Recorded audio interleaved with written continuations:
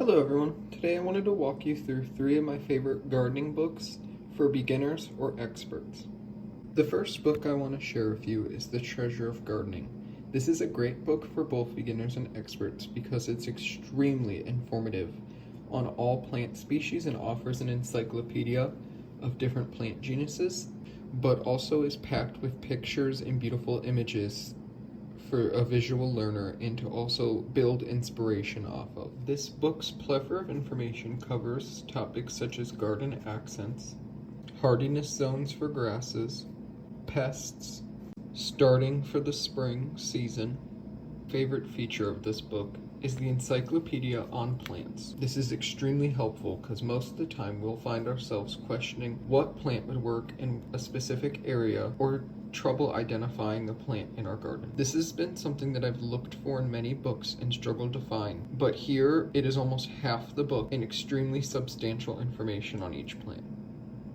In addition, this book covers many subjects, especially ones that beginning gardeners would struggle with, such as proper hedge pruning and tree trimming. This is extremely helpful because these things, when conducted wrong, can lead to a full garden disaster. The Treasure of Gardening also covers really important and niche issues such as insect control and pest damage. It's extremely valuable for gardeners to be able to identify these issues as soon as possible and also correctly to save plants or the whole of their garden. The second book I want to share with you today is the Encyclopedia of Gardening. The Encyclopedia of Gardening offers an extremely large pool of information, but also practical information, stuff that any gardener would need to know. Personally, one of the most helpful sections of the Encyclopedia of Gardening for me was their information on common weeds, as not all weeds are easily identifiable or easy to tackle, especially on a larger scale. This book offers great and practical information on how to control weeds, prevent weeds, and remove weeds. Another thing I love about this book is its plethora of information on how to design a beautiful garden, not just a garden that serves a purpose, but also is functionally and aesthetically beautiful. This is extremely helpful as nowadays we can lean more towards the practical side of gardening, and it's good to go back to the roots and make sure that our gardens are not only practical but aesthetic. In addition, my favorite part of this book is the fact that it gives you information on specific seasons and what plants bloom during those seasons so that you can create interest in the garden all year round. This is extremely important because many times we can see an imbalance in blooming in our garden, primarily in the summer, leaving fall and early spring derelict. Sticking to the topic of aesthetics, we have my third and most favorite book, Garden Home by P. Allen Smith.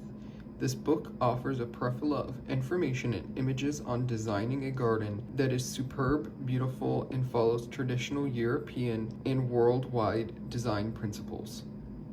This book goes beyond practicality and is written almost telling the story of Allen Smith's journey through creating his beautiful garden in his home in Little Rock.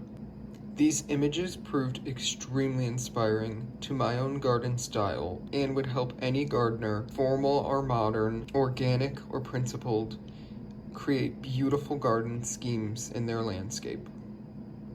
This book's layout and images are the main reason why it's my favorite, as this beautiful picture paired with the obvious explanation of the garden structure's purpose help any gardener get inspiration and also a better understanding of the importance of every element in a garden.